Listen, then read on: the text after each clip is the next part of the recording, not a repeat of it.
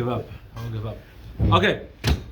All right. So we are holding part. This is the last part.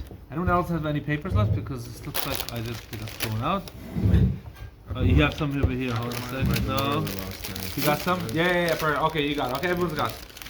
Okay, so basically, last week, what we discussed in the last week and a little bit the end of the Shiur the week before about Chol HaMoed not being allowed to work on Chol HaMoed. Is it something that the Torah told us, or did the Chacham tell us that?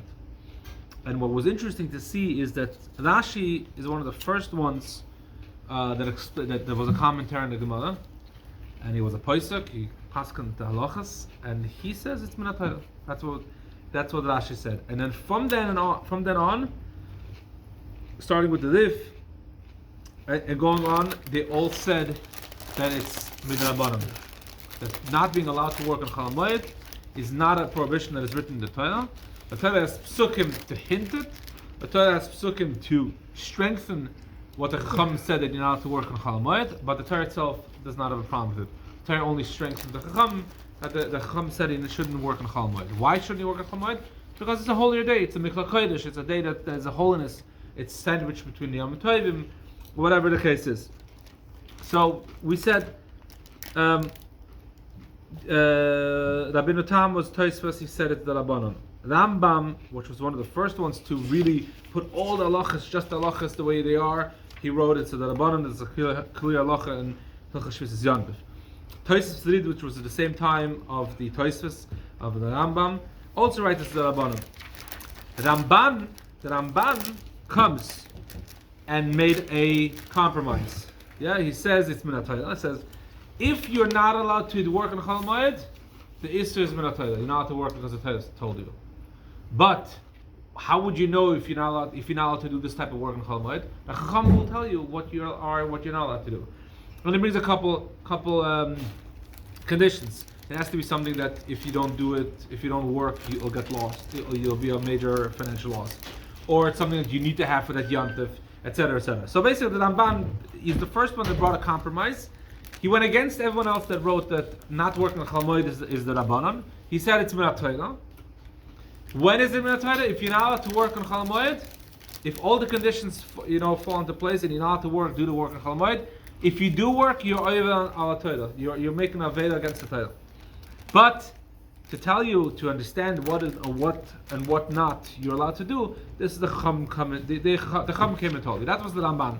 From then on, basically, the Rash still said it's the Rabbanon, the Torah said it's the Rabbanon, the Nemuchi Yosef, and then going on to the Yosef Kala, which was the Mechab of the Shulchan Aruch, the way we have it today, they all went back to the Ramban. They all brought down the compromise with the Ramban, and basically they followed his shitta, that it's min Torah.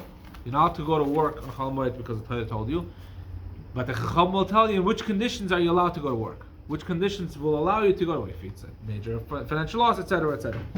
So basically, that's what we're holding. We finished at the Shonim. The Achrayim, we said, started at the era of the Bes Yosef. Bes Yosef wrote a pirush on the Tul.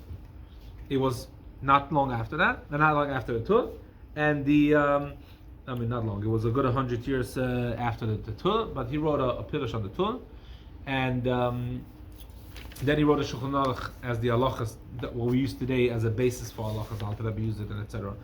Okay, so here's an interesting thing. So on Shabbos, and now we're basically going to go towards the Achrayim. Here's when the era of Achrayim started.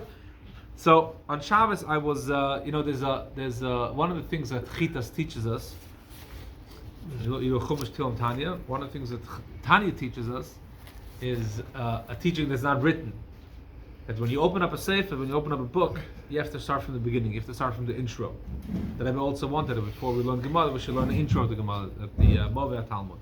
But the Tanya basically, the way they design the days of learning Tanya on a daily basis, you start from the intro. You start with what the Alter Rebbe writes. Why did Alter Rebbe write the Tanya?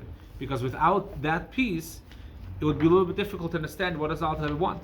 The Alter Rebbe writes that it's a chidus. Instead of coming to me on a personal level, knocking on my door, I'm going to give you here all the answers you have. So that's it. What you can learn from this is that anytime you open up a sefer, if someone spent time writing the sefer, start from the beginning, start from the intro, and read the beginning to understand what exactly does the Mechaber, whoever wrote this, the author of the sefer, want. What exactly does he want to teach you in the sefer?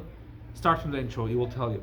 So on Shabbat side, we're talking about this. Let me see the intro of the Tul and the Sassav, and it's fascinating. The intro of these are found in the beginning of the Tul Shulchan Aruch, and it's fascinating. There's a legend that says, it's pretty much accepted as a real thing, that the B'si Yosef had a dream, and he was told that you have to hurry up writing your Pirush on the Tul, because if not, someone else is about to write the same thing, and he's from Poland.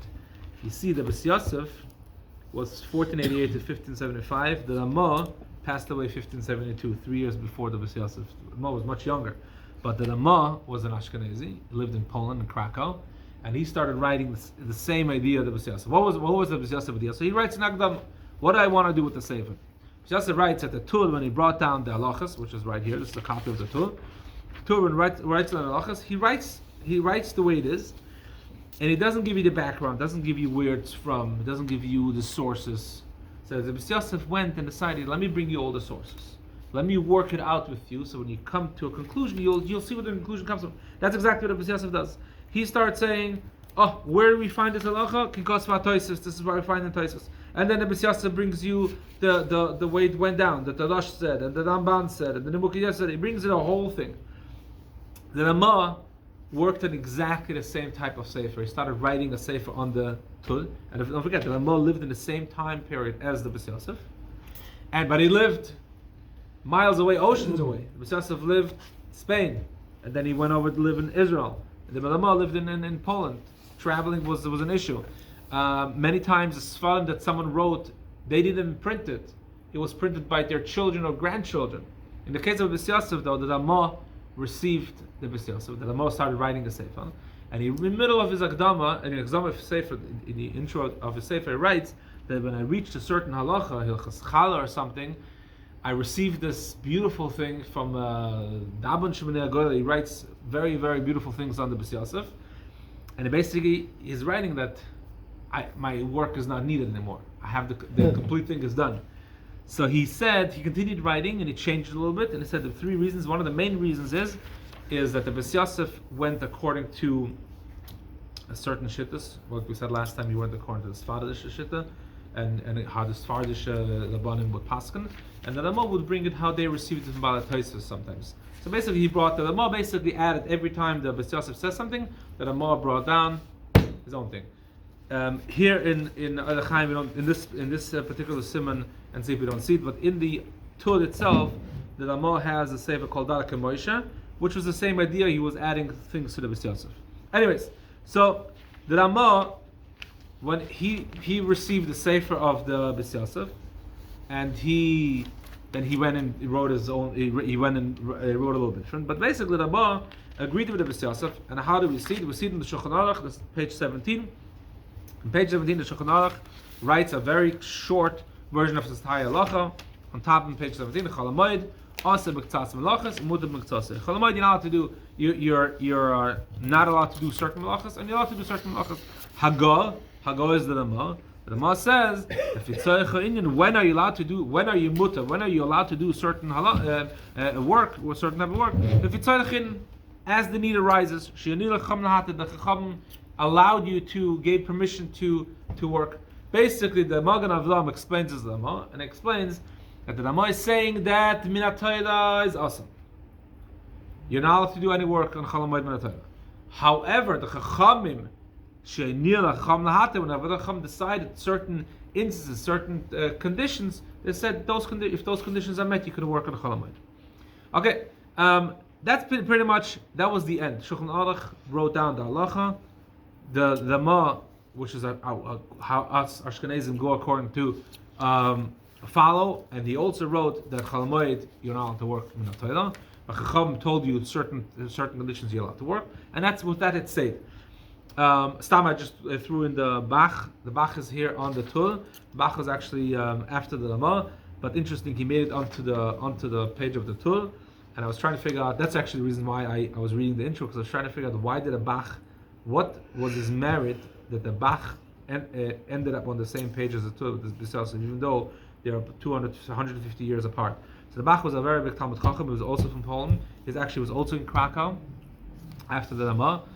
Whatever the Ramah wrote, the Bach didn't see, or most likely didn't see, because the Ramah's Sefer was not printed until way after his passing. And the Bach followed the Ramah pretty much after his passing. So he wrote the same idea. It must be that he also didn't see most of the B'Siyasa, only some of the B'Siyasa, but he wrote in similar way of the B'Siyasa, I would say.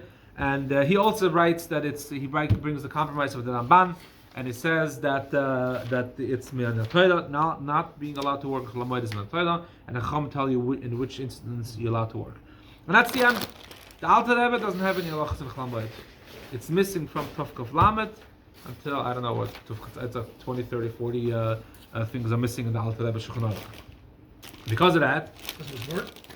yeah, because of the burn, I guess because it was burned, it was lost over time. Because of that, we look in the Mishnah B'La. If we don't have the Alter Rebbe, then we look in the Mishnah B'La. You said not work, you mean like regular work, like for an asa, like even, what's asa and yom tov? You have to listen. You'll see in a second. You'll see in a second. But yeah, technically, you need to consider Chol HaMoed as a holy day. It's like yom tov. It's like a yontif. It's like a No holy day. driving, anything like But that. you could do things. It's not as holy as yontif because then it would be yontif. But it's not as mundane. Like in the past, I would say, okay, you know what, Chol HaMoed, I'm away. Let me fix this. Let me fix that in the house. No, it doesn't. You can't do that. And here, this is actually what I brought. That's the reason why I brought that in. I'm looking for a psak on the Chol HaMoed trips. That you're not allowed to go on the Chol HaMoed trips. Oh, hold on a second. it's- Okay, we're gonna get there. My Ella told us in Koilel, he said Gadol is Shalom Bayis also. Yeah. Chol HaMoed, medarf learning Torah. That's what Chol HaMoed was made for. Very good in an aquarium. Schick the vibe mit der Schwester. So here, okay, so everything has a source. The Mishnah B'La writes like this. He brings down the Shulchan Aruch in the main part, and then he writes that the Mogen Avram said it's lefi tzorech in shanir lecham later, according to whatever the Chacham saw fit to allow what certain types of work allowed on they allowed certain types of work on Chol HaMoed. And he summarizes which things. Umutta says the Mishnah B'La, melachas and mutaras b'Chol HaMoed m'chamisha. 5 conditions, 5 things that you're allowed to do in Chol HaMoed. Dava avet im liyasa ata. If you don't do that type of thing right now, monetary loss. Someone else has a business, and if you don't sell the item right now, the other guy's going to sell it. Amazon is going to be on your what's it called, right? So I guess that you're allowed to. Chol HaMoed. Chol HaMoed is 2 parts. If you need you need something for Chol HaMoed, so it's 2 things. Number 1 is that you need food. You need to cook food on a Chol HaMoed. Light a fire, a new fire, not an old fire. Light a new fire.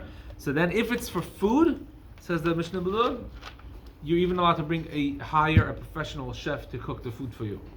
Ma'aseh Uman, you're allowed to hire a chef. If it's any type of thing you need for Yontif, you need a table, and a table to eat your food on Yontif. That is not food itself, that's something else. Those type of things, you can't have a professional build it. You have to hire, do it yourself. A couple nails and things like that. But again, this is if the item is needed for Yontif. To fix to paint a house, if it's not needed for Yontif, that's an issue. You can't do that. The third thing is, if you know someone, if he's not going to go to work, he's not going to get paid, and he's not going to have food to put on the table, I guess the halacha would be that they're allowed to go to work. Tzal chalala means for the if the public needs it, something the public needs.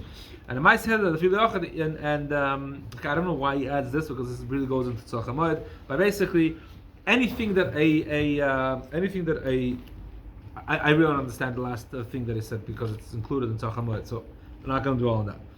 So the Mishnah B'La continues and it says, every item, all of the 5 items that I mentioned here are going to be explained in their place. And okay, Vehine, when it comes to the source or the main reason why not to work on Chol HaMoed, is it a min Torah or the Rabbanon? So there are opinions in the Rishonim that say it's min Rabbanon. And it explains, and why did Rabbanon say that it should be a day of no work? Because the Torah says it's Mikha Kodesh, it's called a holy day. was man Chagiga and Chol HaMoed is the time when they bring the Korban Chagiga b'mikdash. That's why they didn't allow us to make a malacha.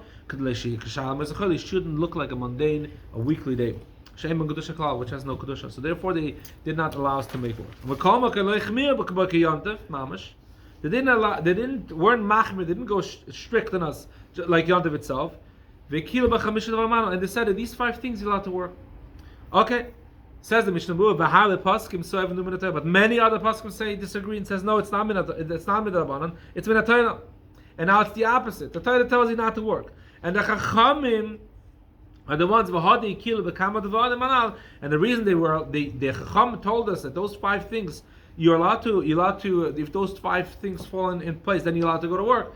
Well, this is according to the Shus permission that the Torah gave to the Chacham to allow us this type of work, like the Gemarrah brings at the end of Dafit Ches. We learned. In our Gemarrah, that it says that the Torah gave the Chacham the power to decide which things you're allowed to do or not. That's what this Gemarrah says. According to the need, the Chacham can decide what the needs are. Okay, done. Adds the Mishnah Berurah halacha. And now he's adding, we should be very careful not to be more lenient than the Chacham told us.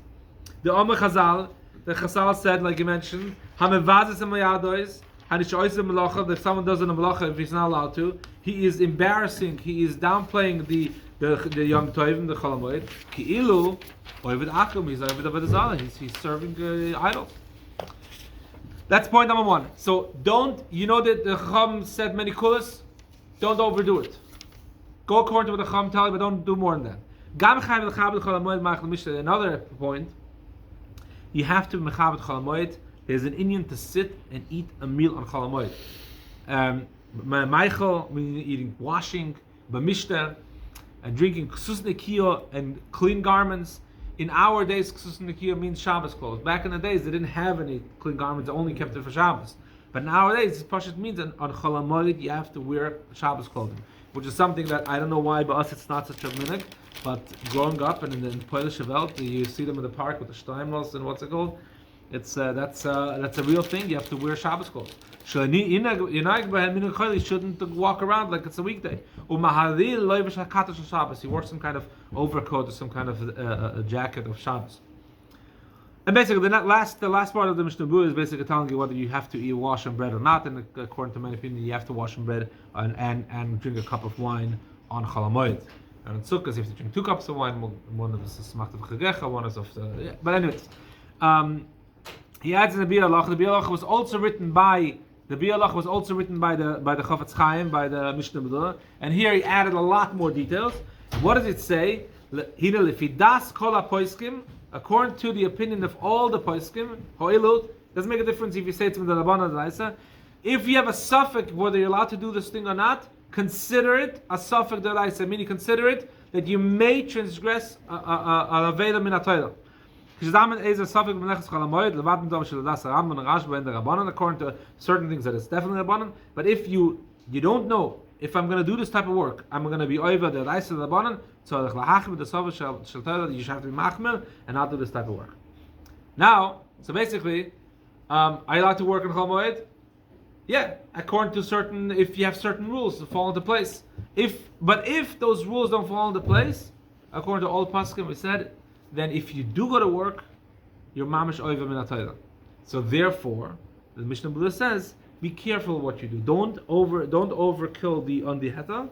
And also, if you have to go to work, at least wear Shabbos clothes. I don't know. I guess that's what the Mishnah Berurah is saying. I don't know. I'm not sure if that's what he's saying. But you should be mechabed the Chol HaMoed to wear Shabbos clothes. You should eat a meal in Chol HaMoed because it has a certain kedusha more than a weekday.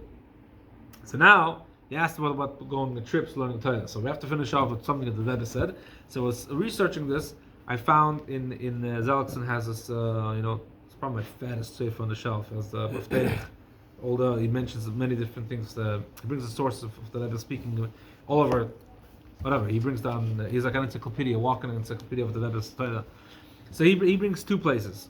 So the sicha, both sichas are from Aseres Metshuva. and both mention both sichas mention the Arizal. And okay, this first sikha said in Lamed Gimel, and the second sikha we bring down on the bottom of the page is 10 years later. What does the Rebbe say in the sikha? So the Rebbe starts off the Fabeng and it says like this: the uniqueness of the days of Sezem Tshuva, or the Fila Shiva Siyam Shiva Rosh Hashanah, but the Sezem Tshuva is the 10 days from Rosh Hashanah until Yom Kippur. But it could also be, if you look at it really, if you look at the detail, the first 2 days of Rosh Hashanah. So only the 7 days in between Rosh Hashanah and Yom Kippur are called those are the days in between. In any case, what's so special? What's so unique about these days? These 7 or 10 days, more unique than the days of the year. Yes, many Sfarim speak about it. These days, what kind of what the importance of the days of Sezem Tshuva? One of the things that brings down the importance and the uniqueness of the days is brought in the Siddur Rizal. I didn't copy the entire Sikha, but in the parts in between, the Rebbe is saying that because it's written down in the Siddur of the Rizal, it must be Shavuot L'Chanefesh. It must be that this is something that is equal to everyone. If he would have written it in one of the Kabbalah Sfarim, okay, you have to be a Kabbalist to understand it. But if he wrote it down in the Siddur, then it's meant for us as well. And what does he write? He writes, this is what the Rizal writes. Zel Shoyne. Kosa Baal Chaim B'Shem Aramak Azal. So he writes like this: the days that are between Rosh Hashanah and Yom Kippur are just like Chol HaMoed. V'asum melochin al to go to work. Rak be'esek ha'toyah v'tshuva is boydus. What should you do in the days of Sezem Tshuva? You should learn torah, you should do tshuva, repent, and is boydus. You should meditate. So the Rebbe is basically bringing a deal. He's basically saying that it's not that you have to look in the whole sikha, but basically what I wanted to bring down is the idea that Chol HaMoed, you're actually supposed to spend time learning Torah. And that is basically saying, if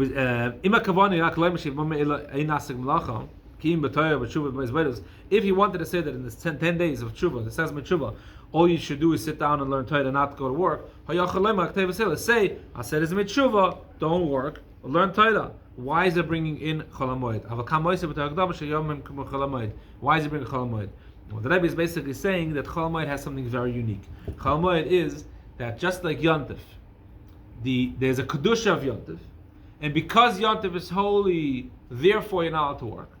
And because you can't go to work, therefore you should learn Torah.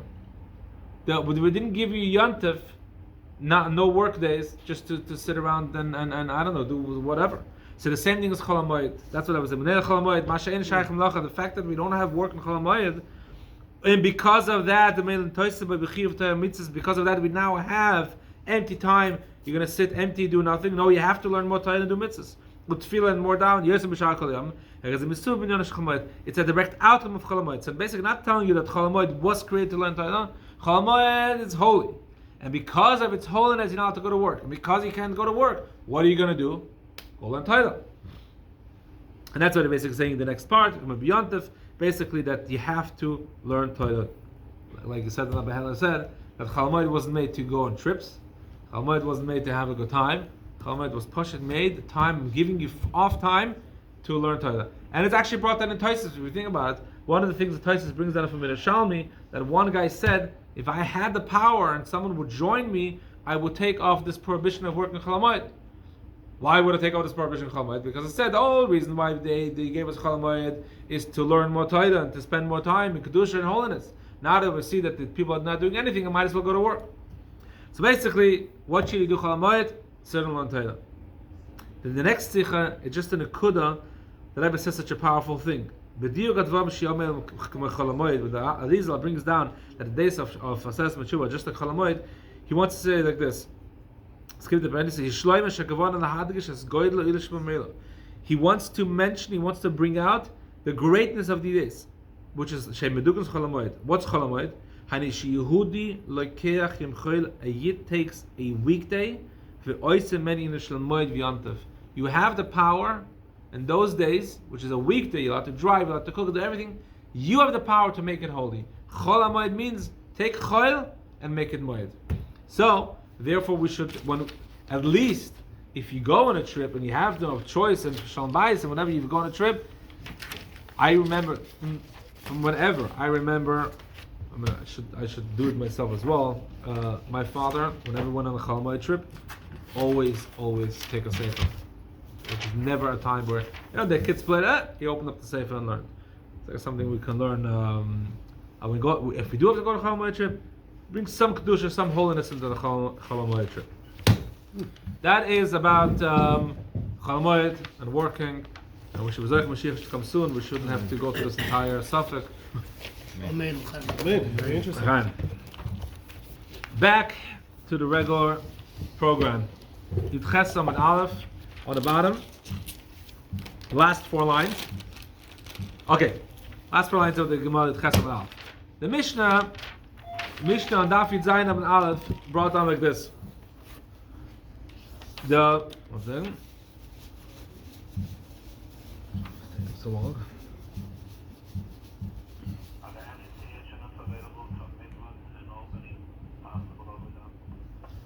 Maybe that was my hint. All right. See one second. Some answers.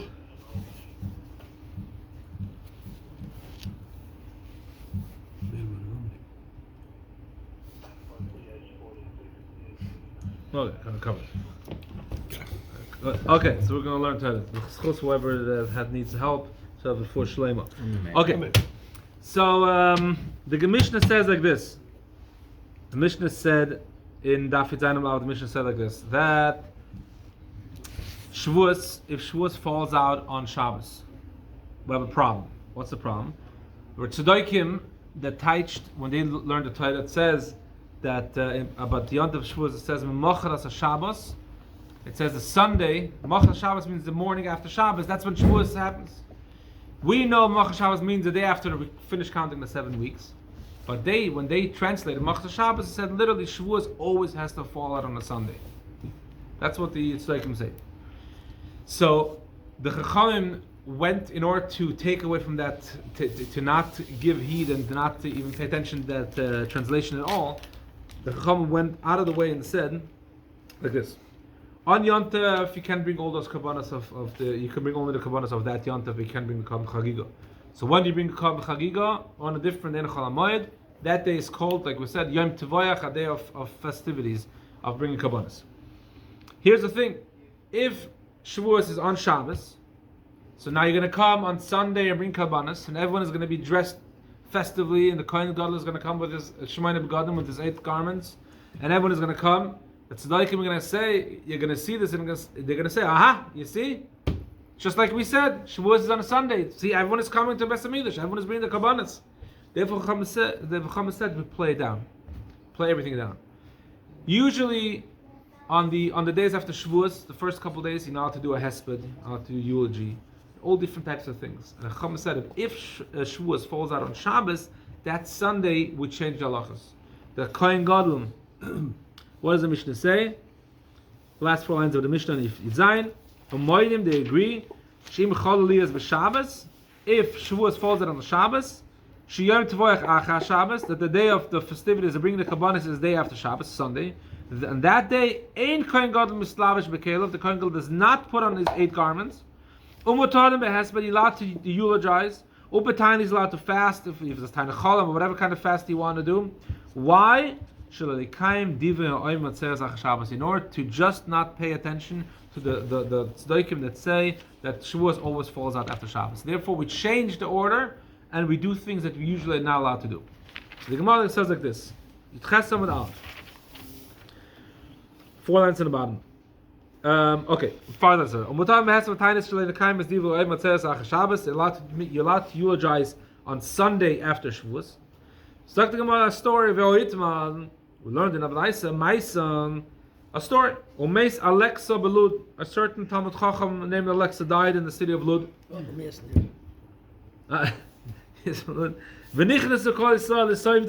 And all the Yidden went inside, went to Lud. Thousands of Yidden descended upon Lud to eulogize him.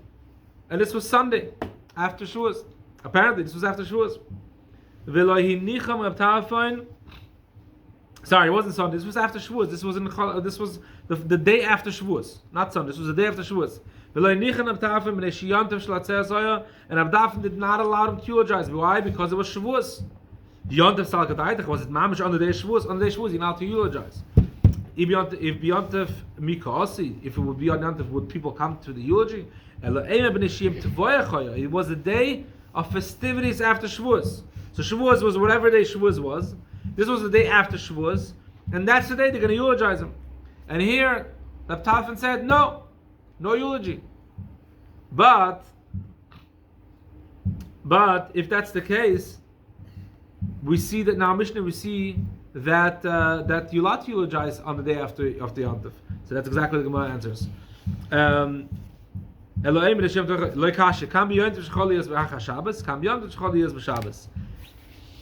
If Yontif falls out on Shabbos, then that Sunday you should eulogize on purpose to show that tzedakah that we don't go according to them. But this Alexa died on a different. The Yontif that was right before Alexa died was Yontif was either Monday, it was Sunday or Monday or Tuesday or Wednesday or Thursday. It doesn't make a difference. The day after Yontif was not Sunday. The day after Yontif was either Monday or Tuesday or Wednesday. So the Tafan said, now you shouldn't make a eulogy. The only reason we're allowed to eulogize a person that after Yontif is in order to make sure, only if it falls out on Sunday, to make sure we don't pay attention to the tzedakah.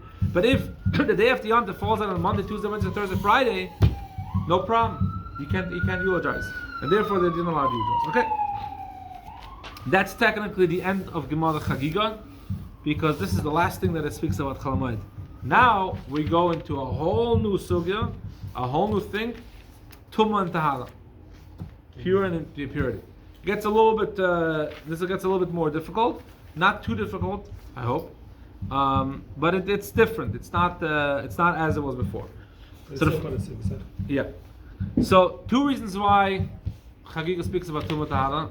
No, sorry. One reason why Chagiga speaks about Tuma Tahara. The reason is Rashi brings down here in one of the Rashis here, because at the end of this whole Tuma Tahara, and it's 6 pages from now, it's 5-6 pages from here, it brings down that Amei Ratzim, people that don't know all the halachas about Tuma Tahara, at certain times on Chol HaMoed they would be considered tahor. Usually an Amar is considered tameh because he doesn't know the halachas, but in those times, the Chol HaMoed, he could be considered tahor. And therefore the Mishnah brings the whole halachas preceding Tuma Tahara, telling us exactly what Tuma Tahara is, just to tell us that the Amar at the end, he can be tahor. The question they asked is, the entire third Perek speaks about Tuma Tahara. Third Perek starts in a page and a half. This is the last Mishnah in Perek Sheni. So they asked, why don't you take this Mishnah, make it the beginning of the Mishnah of Perek Shlishi, and say the first two Plakim and Chagiga speak about Chol HaMoed, and the third Perek speaks about Tuma Tahara and Chol HaMoed. Why did you put this Mishnah right here? You finish the Perek here and done. So the answer is, we just spoke about tzedakah. They give you the answer. We just spoke about tzedakah. The whole Gemarrah finishes off saying that certain things we should do and we shouldn't do just because tzedakah. We don't finish off a perek with tzedakah. We finish off a perek with holy things. So therefore they shoved in this Tuma Tahara in this last Mishnah, and here you go. So here, I now have a chance to type it out, and more papers, more printing. But here's a little intro on Tuma Tahara. So Tuma Tahara is like this. Tuma Tahara is only applicable to them in the Beis HaMikdash.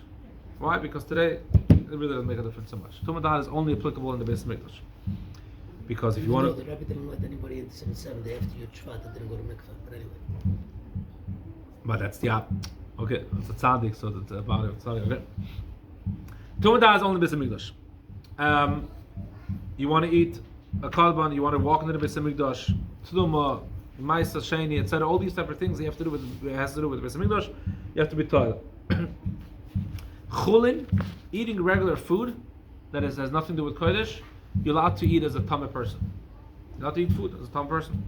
There are some people, perushim they're called, they were very careful not to eat anything, or not to eat any food out of when they were tameh. Basically, if they were tameh, it takes them a couple of days to become tired, they would eat it, but they would make sure that even regular food, they would wash their hands or go to mikvah, whatever it is, to eat everything that they eat in b'tahara.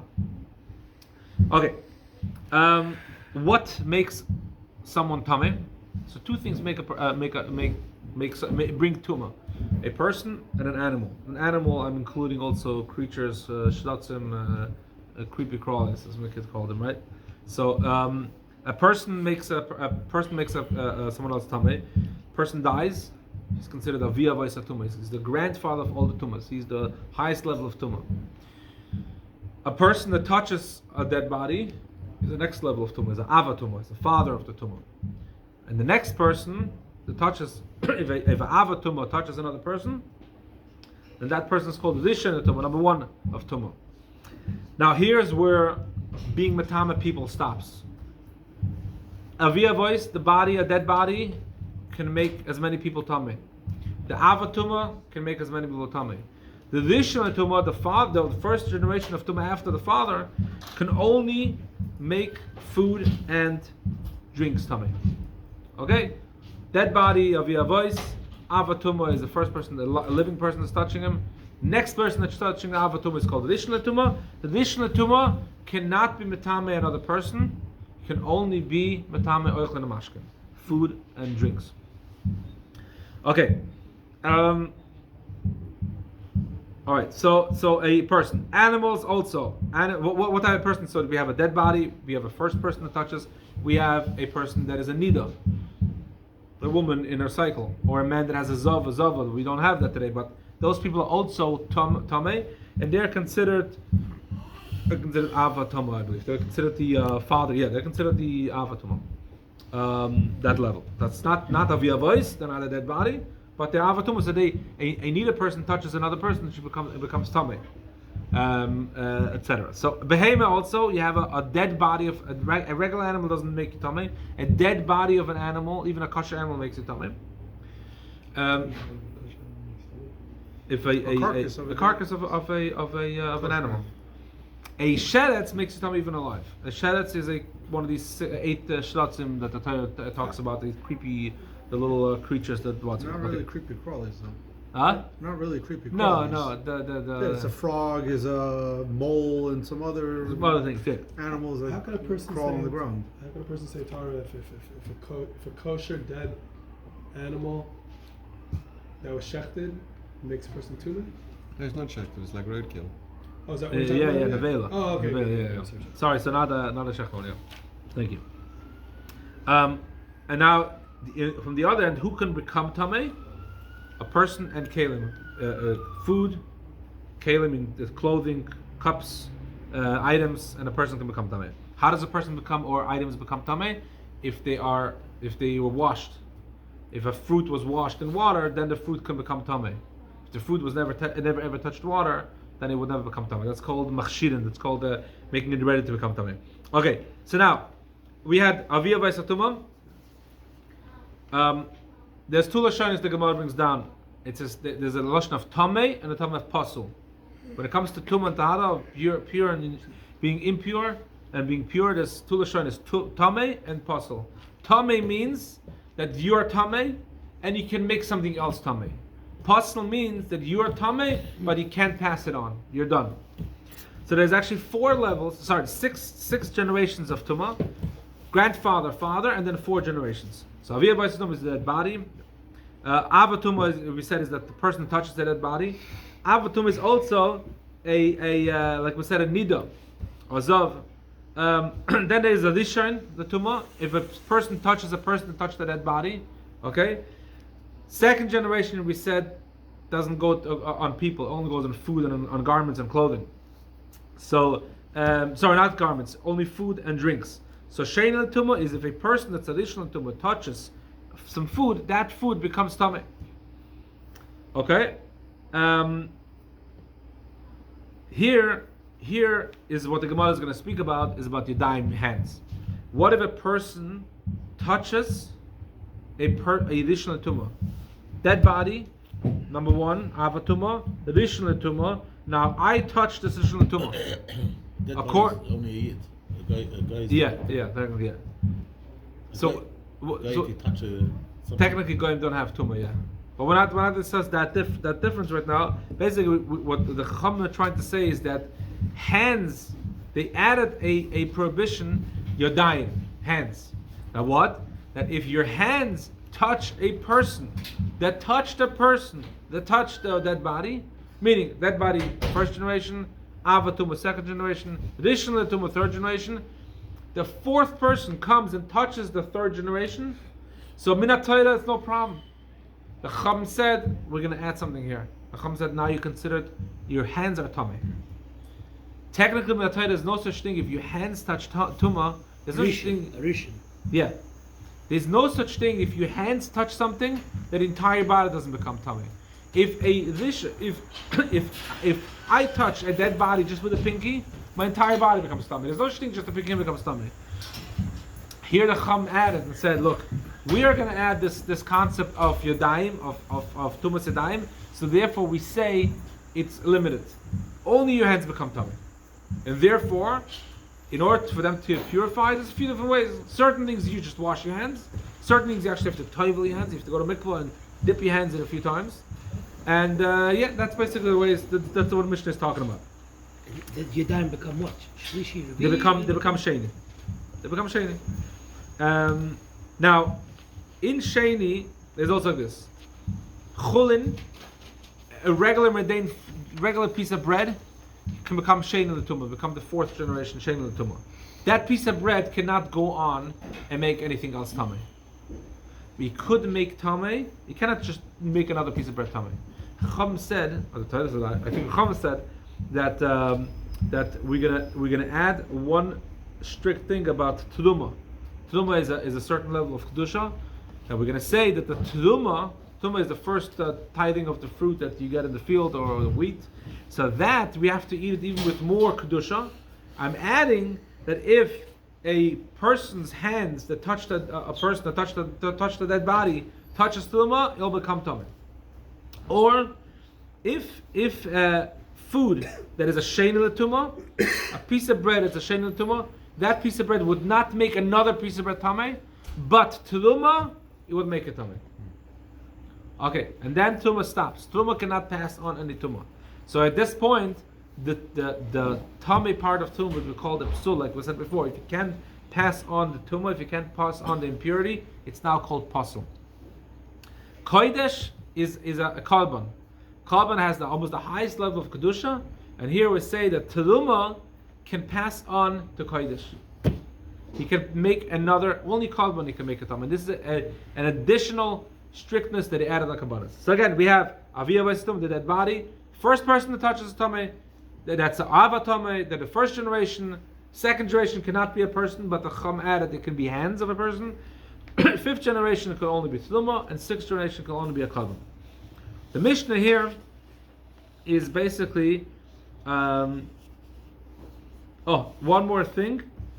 The Chacham added a prohibition of touching a Sefer Torah. Until today, we know when we touch a Sefer Torah, we don't touch it with our hands. We have a pointer, or we have a talus, or we have a gadol. We don't touch a Sefer Torah with our bare hands. Why is that? Because for a few reasons. Number one, for honor, for kavod. It's not honorable to touch a Sefer Torah with your own hand. And number two, you're worried that if we allow people to touch a Sefer Torah even from the outside, he will touch the inside and he will actually ruin the lettering. So not allowed to touch a Sefer Torah. Obviously, it's not talking about when a Sefer writes a Sefer Torah, fixes a Sefer Torah, he has to touch the Sefer Torah somehow or the other. It has not to do with tummy.